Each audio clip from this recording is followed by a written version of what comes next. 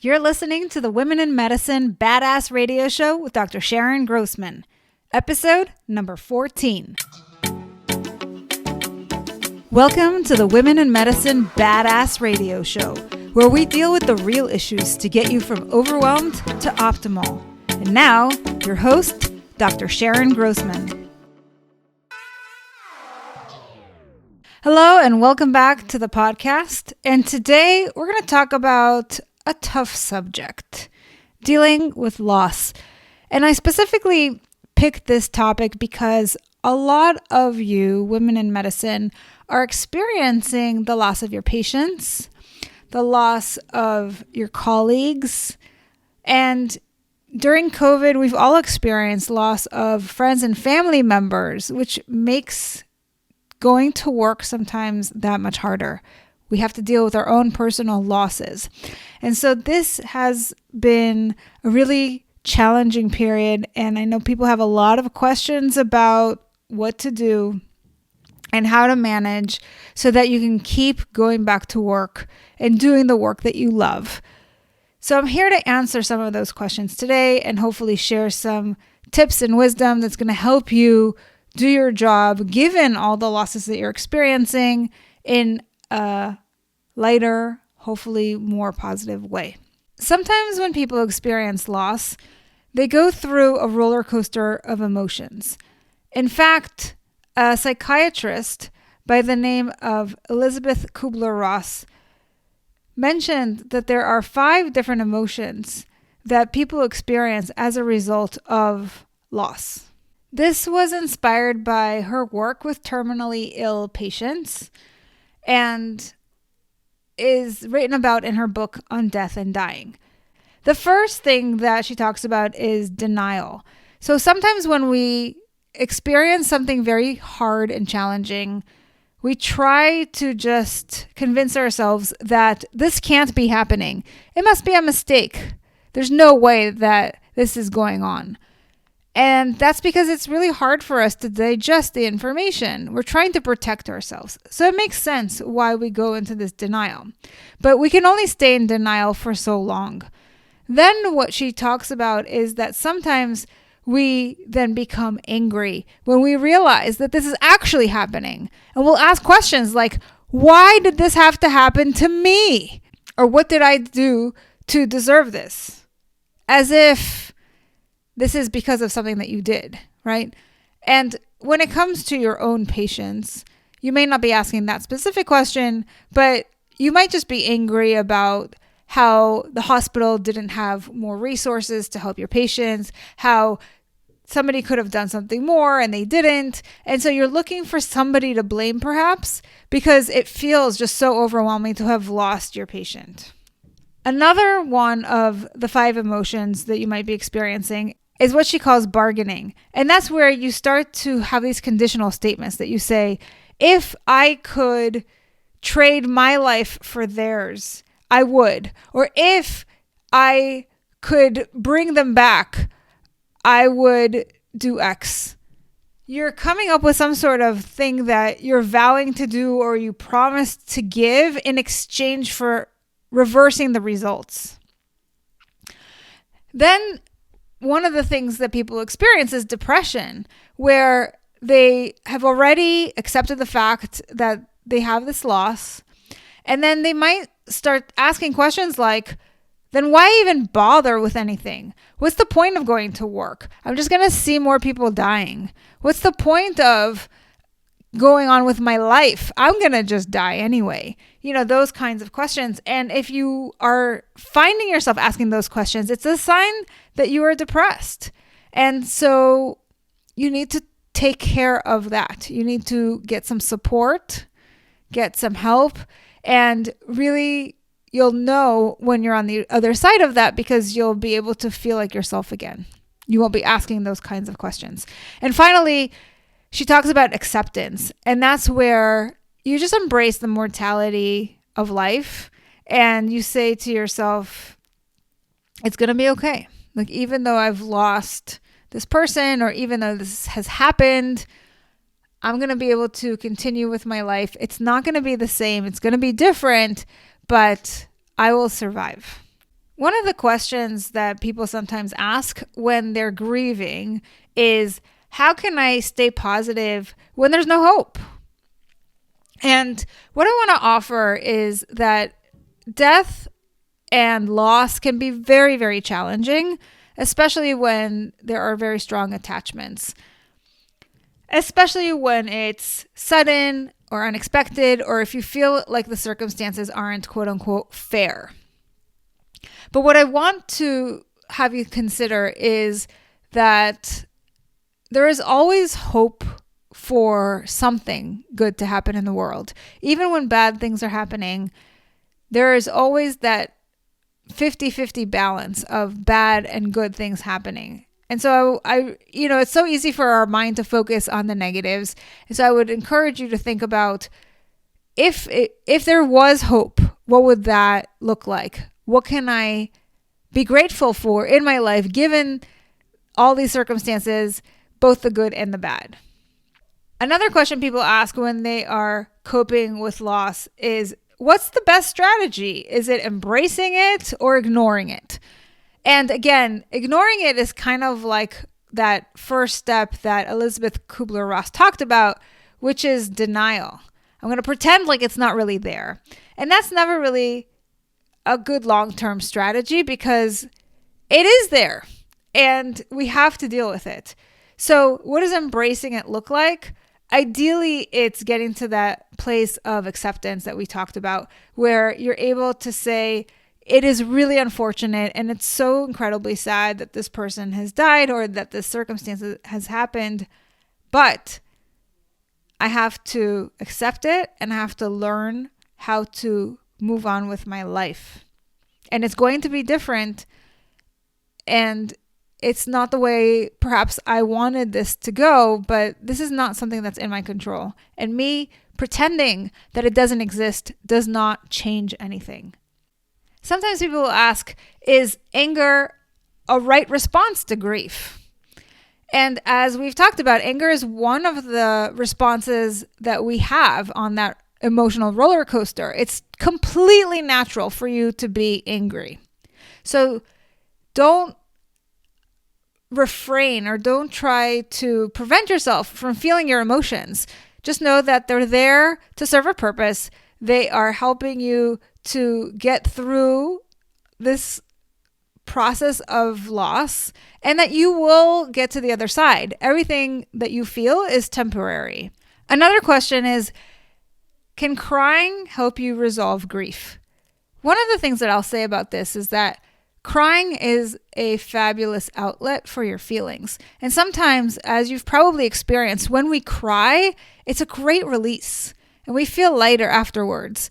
So everybody has a different way of coping with things that are difficult. For some people, it's going to be crying. For other people, it might be hitting a pillow because you're angry. For other people, it might be just doing some sort of a mental cleanse, like doing some meditation or maybe getting some social support. It could be journaling. There's a whole slew of options for you in coping with loss, but I think ultimately you have to find what works best for you. And then lastly, people ask, can we prepare ourselves for the losses we might have to tackle in the future? And this is a really good question for you all to ask yourselves, because you probably see more death than the average person. In order for it to not overwhelm you, this is a really good question to wrap your head around.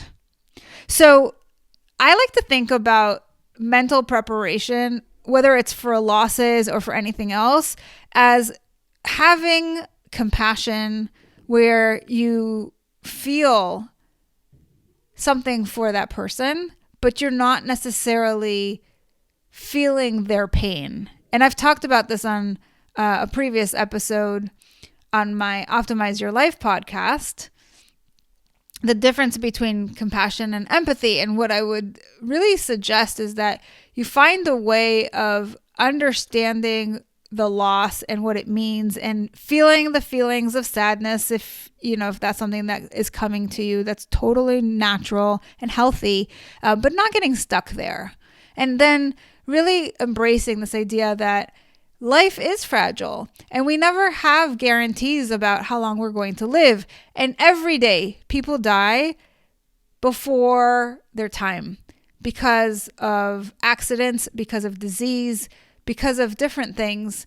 And it is unfortunate, but it's also inevitable. And because this is the sort of thing that happens to everybody, you are bound to know somebody who is dying due to cancer, due to heart failure, due to stroke, due to violence on the street. We are all going to know somebody like that. And I think for women in medicine in particular, you're going to see much more of that than the average person. So it's really important for you to brace yourself and to not let it overtake you. People often ask me as a psychologist, how can you spend all day talking to people about their problems? Doesn't that just overwhelm you? And the reason they ask this is because they think about what it would be like to just be filled all day with conversations about negativity. But that's not how I look at it at all. Because if I did, I wouldn't last in this career. I don't take people's problems home with me. I don't dwell on these things. I look at my job as somebody who's there to help people. If they're struggling, I'm going to give them a lifeline. I'm going to throw them a rope and help them get out of a ditch. But does that mean that everything I do works? No, it doesn't. But then I just think about what else can I do to help them. So my focus is just on doing the best that I can. And then it's really out of my hands. It's up to them whether they use the tools that I teach them, whether they do the homework that I assign them. And obviously for you, it's very similar. You can do all the best things, but ultimately you may not have control over the outcomes. You don't know if the hospital is going to give them all the things that they need in order to live. And maybe sometimes you give them everything, but their body just gives out. And that's also not something that you have control over. So you have to find a way of staying in the game without getting overly emotional and attached. So now I'd love to share some quotes that I found about grief that I think are really helpful in thinking about this subject. So Rumi, the poet, said, "Don't grieve. Anything you lose comes round in another form." I also found a quote by somebody named Cassandra Clare from Clockwork Prince, and she says, "They say time heals all wounds, but that presumes the source of the grief is finite." And I really can relate to this because I have a friend who lost his partner due to suicide. And he is absolutely devastated. He's very depressed. And he really doesn't care about living his life. He's trying to just get by. And he's really just dropped out of life. But what he's found over time is that it's getting a little bit easier. That it's not as painful as it was initially. And so while his life has forever been altered by his partner's death, he's also finding over time that he can breathe again. And that maybe, not yet, but maybe in a year or 2 or 5, he'll find himself again and he'll rebuild his life. So for everybody, it's going to take a different amount of time. I think people have different levels of resilience. And people have different levels of willingness and motivation and coping skills. So all of this is going to factor into how you are going to fare. Leo Tolstoy said, "Only people who are capable of loving strongly can also suffer great sorrow. But this same necessity of loving serves to counteract their grief and heals them." And I just love that. I think that is so beautiful. And I hope that gives you something to hold on to. Lastly, what I want to share is that sometimes people don't know how to help you when you're grieving, and it can feel a little bit awkward. It's really up to you to know what you need and instruct them on how to best help you. And sometimes that's hard because you may not know what you need either. So if you know somebody who has experienced a loss and you want to help them, perhaps instead of offering to have them call you if they need you, offer a hug and offer to be there for them in this moment and check in frequently.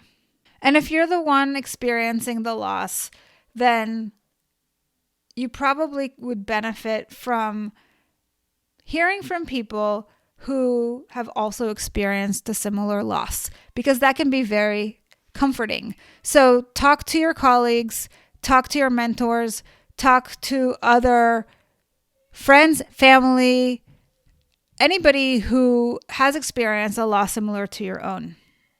What I want to leave you with is that life needs to be lived fully, and that loss is part of that.